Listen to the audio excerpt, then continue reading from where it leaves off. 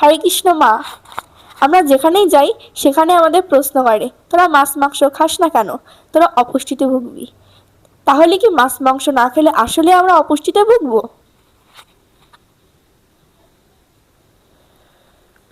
হরে কৃষ্ণ, জয় শিল প্রপাদ।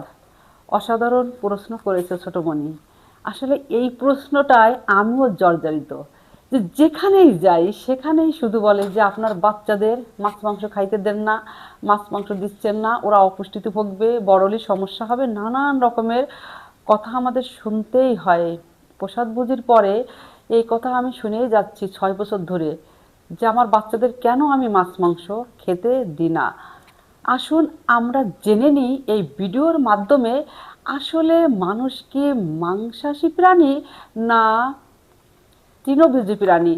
এটা আমরা জানতে পারলে বুঝতে পারব যে বাচ্চারা বা আমার সন্তানেরা মাছ মাংস না খাইলে, বা যেসব ভক্তরা মাছ মাংস খায় না, ভগবানের প্রসাদ খায়, বা যারা নিরামিষ গ্রহণ করে, তাদের কোনো অপুষ্টি হবে কিনা বা অপুষ্টি ভুগবে কিনা এই ভিডিওর মাধ্যমে জানা যাবে।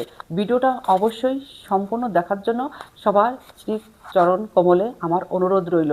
এজন্য আমারও খুব ইচ্ছা ছিল যে আমি একটা ভিডিও করব এই নিয়ে, যে একই প্রশ্ন বারবার শুনতে আমার ভালো লাগে না। এই ভিডিওটার মাধ্যমে সবাই জেনে যাবে, যাদের মনে এই প্রশ্ন থাকে যে মাছ মাংস না খাইলে অপুষ্টিতে ভোগে, তাদের জন্য এই ভিডিওটা। আগে আমাদের জানতে হবে মানুষ মাংসাশী প্রাণী না তৃণভোজী প্রাণী। 6টি পার্থক্যর মাধ্যমে আমরা জেনে যাব মানুষ মাংসাশী প্রাণী না তৃণভোজী প্রাণী। মাংসাশী প্রাণীদের ছুঁচালো দাঁত থাকে। এই সামনের পাটিতে ছুঁচালো, সামনে দুটো আর নিচে দুটো ছুঁচালো দাঁত থাকে। মানুষের দেখেন দাঁত দুটো, মানে সামনে কোনো ছুঁচালো দাঁত নেই। এটা হচ্ছে 1 নম্বর পয়েন্ট। মাংসাশী প্রাণীর গায়ের ত্বকের কোনো ছিদ্র বা গ্রন্থি নেই, যার জন্য মাংসাশী প্রাণীগুলো এই জিহ্বা দিয়ে ঘামটা নিঃসরণ করে। অন্যদিকে তৃণভোজী প্রাণী যেরকম গরু, ছাগল, মহিষ, মানুষেরা এই শরীর দিয়ে ঘামটা নিঃসরণ করে। এ হচ্ছে দ্বিতীয় পয়েন্ট।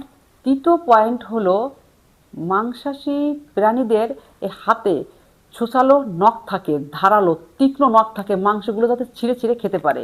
মানুষের কিন্তু এরকম ছোচালো বা তীক্ষ্ণ নখ নেই, বা ওই অন্যান্য প্রাণী গরু ছাগলের এরকম তীক্ষ্ণ বা ছোচালো নখ নেই। 4 নম্বর, মুখ বিহবরে ক্ষুদ্র লালাগ্রন্থি থাকে। এই ক্ষুদ্র লালাগ্রন্থির জন্য মাংসাশী প্রাণীদের ওই শস্যদানা শাকসবজি হজম করতে পারে না। অন্যদিকে তৃণভোজী প্রাণী এবং মানুষেদের সুস্পষ্ট লালাগ্রন্থি থাকে, এগুলো শস্যদানা এবং শাকসবজি হজম করতে সাহায্য করে। 5 নম্বর হলো পশুদের হাড় মাংস হজম করার জন্য শক্তিশালী হাইড্রোক্লোরিক অ্যাসিড থাকে মাংসাশী প্রাণীদের। অন্যদিকে পাকস্থলীতে মাংসাশী প্রাণীর থেকে 20 গুণ কম হাইড্রোক্লোরিক অ্যাসিড থাকে, এগুলো শাকসবজি হজম করতে সাহায্য করে। মানুষদেরও একই 20 গুণ কম মাংসাশী প্রাণীর থেকে হাইড্রোক্লোরিক অ্যাসিড থাকে শক্তিশালী, এগুলো শাকসবজি হজম করতে সাহায্য করে। 6 নম্বর হলো মাংসাশী প্রাণীদের পৌষ্টিক নালীটা দেহের থেকে 3 থেকে 4 গুণ বড় থাকে। মাংস হচ্ছে পচনশীল দ্রব্য, তাই দ্রুত বের করে দেওয়ার জন্য এই পৌষ্টিক নালীটা খুব ছোট থাকে। অন্যদিকে তৃণভোজী প্রাণীদের পৌষ্টিক নালীটা দেহের থেকে 6 থেকে 7 গুণ বড় থাকে। শাক সবজি ফলমূল এগুলো পচনশীল দ্রব্য না, তাই আস্তে আস্তে এইসব খাদ্যদ্রব্য হজম করে যাতে বের করে দিতে পারে, তাই পৌষ্টিক নালীটা এত বড় লম্বা থাকে। অন্যদিকে মাংসাশীর প্রাণীদের পরিপাকতন্ত্র সর্বমোট 3 ফুট লম্বা থাকে। তৃণভোজী প্রাণী অর্থাৎ মানুষ এবং গরু ছাগল মহিষদের পাকস্থলীতে পরিপাকতন্ত্রের সর্বমোট পরিমাণ থাকে 28 থেকে 30 ফুট। হরিণদের থাকে 28 ফুট আর মানুষদের থাকে 30 ফুট। এই 6 থেকে 7টি পার্থক্য থেকেই আমরা কিন্তু অবশ্য অনুধাবন করতে পেরেছি মানুষ মাংসাশী প্রাণী নয়, মানুষ হলো তৃণভোজী প্রাণী। আমরা একটা জিনিস লক্ষ্য করলে অবশ্যই অনুধাবন করতে পারবো যে আমাদের বয়স যখন 35 পার করে তখন আমাদের শরীরে বিভিন্ন রোগ জীবাণু অ্যাটাক করে, আমাদের সমস্ত পার্টসগুলো ড্যামেজ হয়ে যায়, কিডনি ড্যামেজ হয়ে যায়, আলসার, ক্যান্সার, ডায়াবেটিক্স, হৃদরোগ, স্ট্রোক, নানান রোগে আমাদের আক্রমণ করে। কারণ কি জানেন? কারণ আমাদের অর্গানের উপযুক্ত খাবার আমরা দেয় না। এই অর্গানের উপযুক্ত খাবার না দেওয়ার কারণে আমাদের অর্গানগুলো আস্তে আস্তে ড্যামেজ হয়ে যায়। কারণ আমরা তো মানুষ তৃণভোজী প্রাণী, তৃণভোজী প্রাণীদের যেখানে মাছ মাংস জোর করে খাওয়া হচ্ছে সেগুলো সম্পূর্ণ হজম করতে পারে না, ফলে বিভিন্ন জায়গায় সেগুলো আঘাত করে, ফলে আমাদের গিরে গিরে আঘাত করে, ফলে আমাদের আর্থাইটিস, এখানে ব্যথা ওখানে নানা রকমের সমস্যা হয়, গ্যাস গ্যাস আলসার হতে থাকে। সুতরাং আমাদের অর্গানের খাবার যদি আমরা দিই তখন আমরা পুরোপুরি সুস্থ থাকবো। তাছাড়া মাছ মাংস না খাইলে শরীর সুস্থ থাকে না বা শরীর পুষ্টি সাধন হয় না, এ কথা 100% ভুল।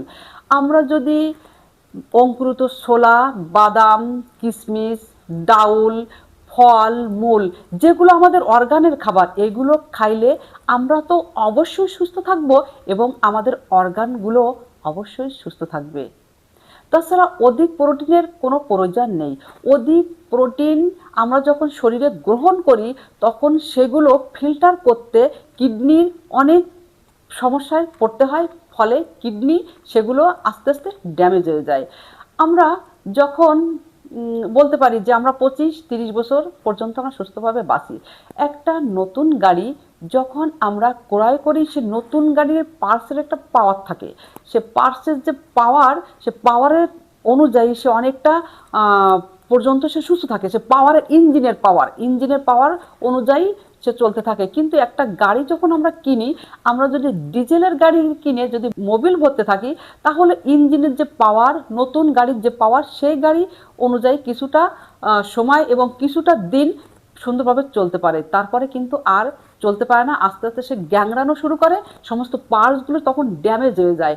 আমাদের শরীরটাও সেরকম, আমাদের শরীরটা যে তৈরি করেছে আমাদের সৃষ্টিকর্তা, এই অর্গানগুলোর সাথে ঠিক রেখে আমাদের খাবারগুলো দিয়েছে। আমরা যদি সেই খাবারগুলো না খেয়ে যদি অন্য খাবারগুলো গ্রহণ করি তাহলে তো আমাদের পার্টস নষ্ট হবেই। তাই সুতরাং আমরা এই ভিডিওর মাধ্যমে অবশ্যই জানতে পারলাম যে মানুষ মাংসাশী প্রাণী 100% না, অবশ্যই মানুষ তৃণভোজী প্রাণী। তাই কখনো তৃণ শাকসবজি ফলমূল ডাউল ছোলা খাইলে এটা প্রোটিনের অভাব হয় না, আরও মানুষ সুস্থ সুন্দরভাবে দীর্ঘদিন বাঁচতে পারে। তাছাড়া আহার শুদ্ধি সাত্ত্বিকী শুদ্ধি, আমরা যদি কোনো প্রাণীর মাংস গ্রহণ করি, প্রাণীর ভিতর যে চেতনা সেটা আমাদের শরীরে প্রবেশ করে, সেই চেতনা আমাদের মধ্যে কাজ করে। সুতরাং এমনকি দেখা যায় যে গরু ছাগল হাতি ঘোড়া এগুলো প্রচুর শক্তিশালী প্রাণী, এরা কিন্তু তৃণভোজী প্রাণী। অনেকজন বলে যে মেয়েদের গায়ে মাংস নেই, এর শরীরে মাংস খাওয়া লাগে না। আমরা বাইরের দিকে তাকালে, তৃণভোজী প্রাণীর দিকে তাকালে দেখতে পারবো যে গরু ছাগল মহিষ ঘোড়া হাতির গায়ে প্রচুর মাংস, তারা কিন্তু তৃণভোজী প্রাণী, মাংসাশী প্রাণী কখনোই নয়। আপনারা দেখবেন যারা প্রসাদভোজী তাদের চেহারা টলমল করে, সুন্দর থাকে এবং তাদের স্বাস্থ্য অনেক সুন্দর। সুতরাং মাংস শরীরে হওয়ার জন্য মাংস খাওয়ার কোনো প্রয়োজন হয় না। যার যার যে খাবার ঠিক সেই খাবারটা খাইলে তার শরীরে মাংস হয়, তার শরীরে পুষ্টি হয়, সে সুস্থ থাকে। সুতরাং অবশ্যই মানুষ মাংসাশী প্রাণী নয়, তৃণভোজী প্রাণী। হরে কৃষ্ণ। জয় শ্রী গুরু গৌরাঙ্গ, জয় শ্রী প্রভুপাদ।